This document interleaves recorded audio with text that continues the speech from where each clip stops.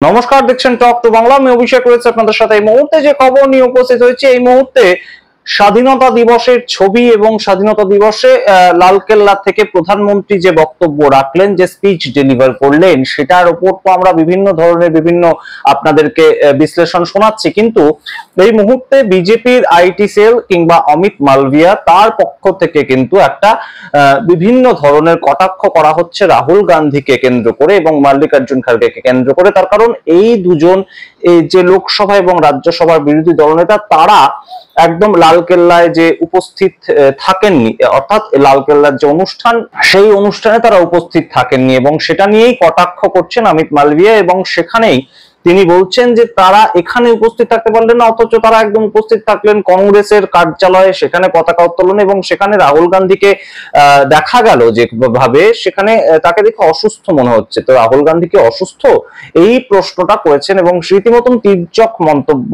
দ্বারা কিন্তু তিনি এই বক্তব্যটা রেখেছেন। কারণ রাহুল গান্ধী ভিজে একদম, সবাই যেখানে ছাতা নিয়ে দাঁড়িয়েছিলেন সেখানে রাহুল গান্ধী ভিজতে ভিজতে একদম রাষ্ট্রীয় গান গাইছিলেন এবং ইত্যাদি ঘটনা। কিন্তু এখানেই দুটো চেয়ার একদম লালকেল্লায় রাখা ছিল, সেখানে রাহুল গান্ধী এবং মল্লিকার্জুন খাড়গে যাবেন, বসবেন, তারাও সেই অনুষ্ঠানে অংশগ্রহণ করবেন।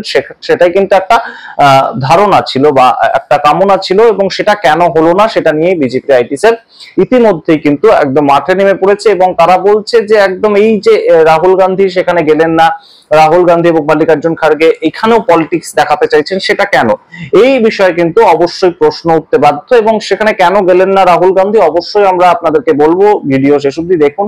এবং তার আগে আপনাদেরকে দেখাবো যে অমিত মালভিয়া তিনি কি বলছেন রাহুল গান্ধীকে কটাক্ষ করে, কোট আনকোট পড়ে শোনাবো। সমস্তটা শোনার আগে অবশ্যই টক টু বাংলা ইউটিউব চ্যানেলটিকে সাবস্ক্রাইব করে দিন, ভিডিও শেষ অবধি দেখুন, স্কিপ না করে। অত্যন্ত গুরুত্বপূর্ণ ভাবে এই মুহূর্তে রাহুল গান্ধীকে কিন্তু কটাক্ষ করলেন অমিত মালভিয়া, এবং তিনি লিখছেন যে রাহুল গান্ধী প্রধানমন্ত্রী, অর্থাৎ একদম কেন্দ্রীয় সরকারের যে স্বাধীনতা দিবস উদযাপন সেখানে না থেকে তিনি কোথায় থাকলেন, তিনি থাকলেন একদম কংগ্রেসের নিজস্ব কার্যালয়, যেখানে প্রধান কার্যালয় একদম আমরা দেখতে পেলাম যে সেখানে স্বাধীনতার পতাকা উত্তোলন হলো এবং সেখানে রাষ্ট্রীয় গান গাওয়া হলো। তিনি সেখানে থাকতে পারলেন, তাহলে তিনি লালকেল্লায় থাকতে পারলেন না কেন? এই প্রশ্ন যখন করেছেন অমিত মালভিয়া, তিনি সেখানে লিখছেন, Rahul Gandhi, the leader of opposition, was missing from the Independence Day celebrations at the Red Fort.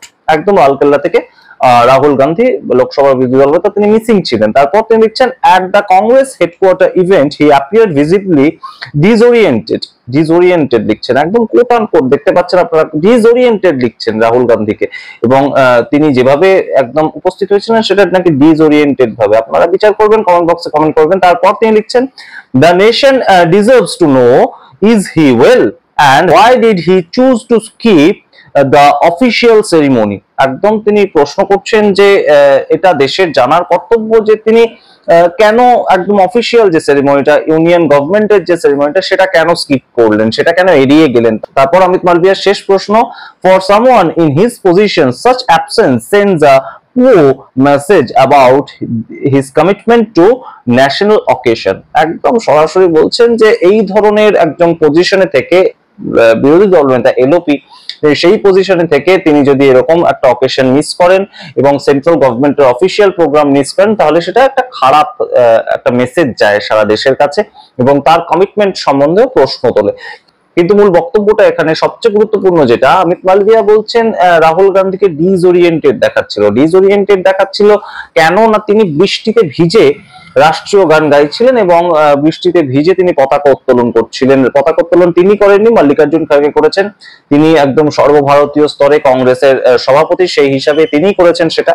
এবং একদম রাহুল গান্ধী পাশে দাঁড়িয়েছিলেন, কিন্তু তার মাথায় ছাতা নেননি তিনি। এবং সেটা একদম আমরা দেখতে পেয়েছি যে সোশ্যাল মিডিয়াতে ভাইরাল হয়েছে, সেই রিলস, সেই ফটো, সেই ইমেজ থেকে শুরু করে সমস্ত কিছু, সেই ভিডিও ভাইরাল হয়েছে।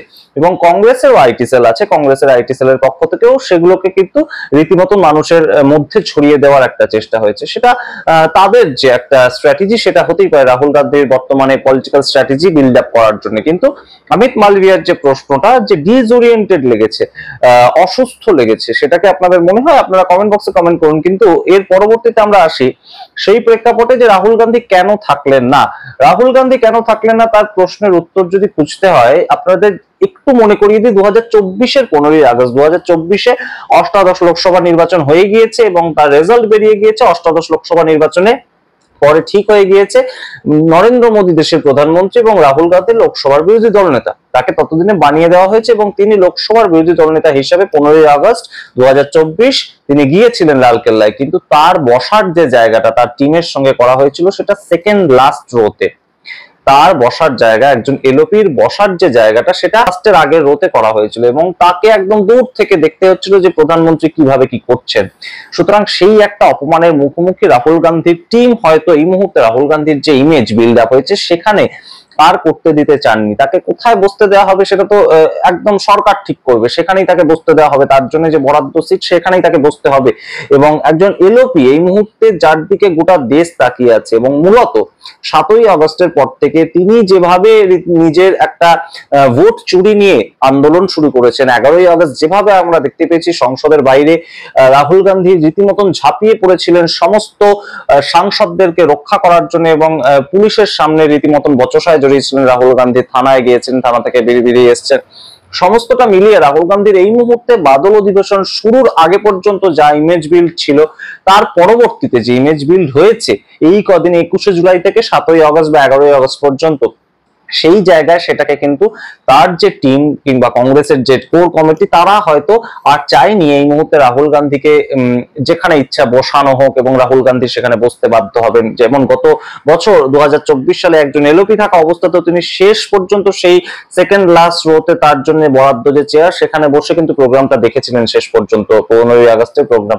কিন্তু এবারে তিনি গেলেন না কেন সেটা এই মুহূর্তে কিন্তু রাজনৈতিক পর্যবেক্ষকরা তাই মনে করছেন যে এই মুহূর্তে দেশের মানুষ রাহুল গান্ধীর মধ্যে একজন জননায়ককে দেখতে চাইছে এবং মোদীকে পাল্টা দিতে পারবে, নরেন্দ্র মোদীর যে ইমেজ সেটাকে একদম খান খান করে দিতে পারবে সেরকম একজন নেতাকে কিন্তু দেখতে পাচ্ছে রাহুল গান্ধীর মধ্যে। এবং মানুষ কিন্তু বিশ্বাস করতে শুরু করেছে যে এই রাহুল গান্ধী কিন্তু আগের রাহুল গান্ধী নয়। যে রাহুল গান্ধী বলতেন যে একদম রীতিমতন যে চেয়ারের যে মোহ সেটা একদম বিষের মতন, সেটা কিন্তু এই মুহূর্তে রাহুল গান্ধী আর বলছেন না, কিংবা তার কাজকর্ম যেভাবে তিনি এগিয়ে নিয়ে যাচ্ছেন সেটা কিন্তু একদম নেক্সট লেভেল একটা পারফরমেন্স। এবং সেই জায়গা থেকেই এই মুহূর্তে রাহুল গান্ধীর টিম বা কংগ্রেসের কোর কমিটি হয়তো সম্পূর্ণভাবে অ্যাভয়েড করার একটা পরামর্শ রাহুল গান্ধীকে দিয়েছিলেন এবং একদম তার মতন করে তিনি কংগ্রেসের প্রধান কার্যালয়, তিনি এলওপি হিসাবেও নন, একদম কংগ্রেসের একজন সাধারণ কর্মী কিংবা ভারতবাসী হিসেবে তিনি পতাকা উত্তোলন করেছেন।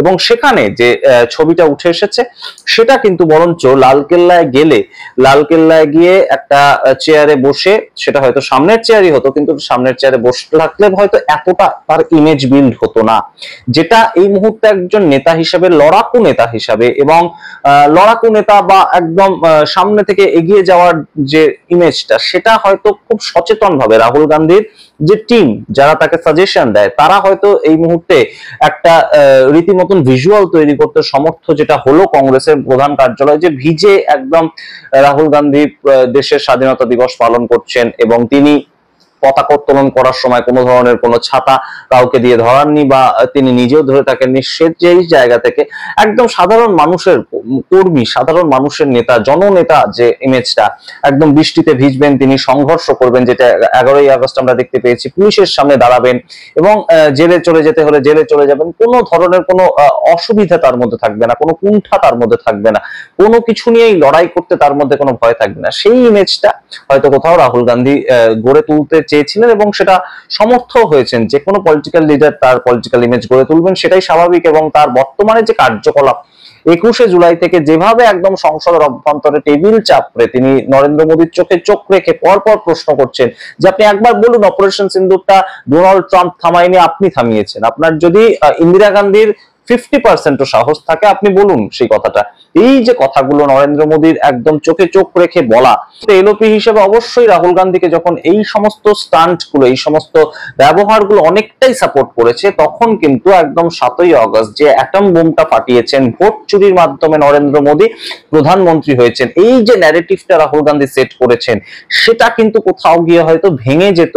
যে প্রধানমন্ত্রীকে আপনি বলছেন একদম ভোট চুরির মাধ্যমে প্রধানমন্ত্রী হয়েছে, সেই প্রধানমন্ত্রী প্রধানমন্ত্রী বক্তব্য রাখছে আর আপনি এলওপি হিসেবে শুনতে যাচ্ছেন, এইটা হয়তো ন্যারেটিভটা সেট করতে চায়নি রাহুল গান্ধী, এবং তাই জন্যই হয়তো স্কিপ করা। এবং অবশ্যই তাকে যদি তিনি যেতেন, গিয়ে দেখতেন যে আবার সেই তাকে সেকেন্ড লাস্ট রোতে বসতে দেওয়া হয়েছে, তাহলে এই মুহূর্তে রাহুল গান্ধীর যে ইমেজ সেটা হয়তো কোথাও গিয়ে ক্ষুণ্ণ হতো। এবং সেখান থেকেই কিন্তু রাহুল গান্ধীর এই মুহূর্তে যে এই পদক্ষেপ, একদম লালকেল্লায় না যাওয়া এবং একদম কংগ্রেসের ভবনে থেকে এখানে সেখানে বৃষ্টিতে ভিজে একদম রীতিমতন পতাকা উত্তোলন করা, স্বাধীনতা দিবস পালন করা, সেটা বোধহয় অনেকটাই কাজে দিয়েছে। এবং যে রিলস গুলো একদম সোশ্যাল মিডিয়ায় ভাইরাল হচ্ছে, সেটা বোধহয় রাহুল গান্ধীর ইমেজ বিল্ড করতে এবং তার কাজের সঙ্গে একটা সমতুল্য একটা আচরণ হয়েছে, কিংবা সমতুল্য একটা প্রেক্ষাপট তৈরি করতে সাহায্য করেছে। আপনারা কি মনে করেন সমস্তটাই অবশ্যই কমেন্ট বক্সে কমেন্ট করে জানান।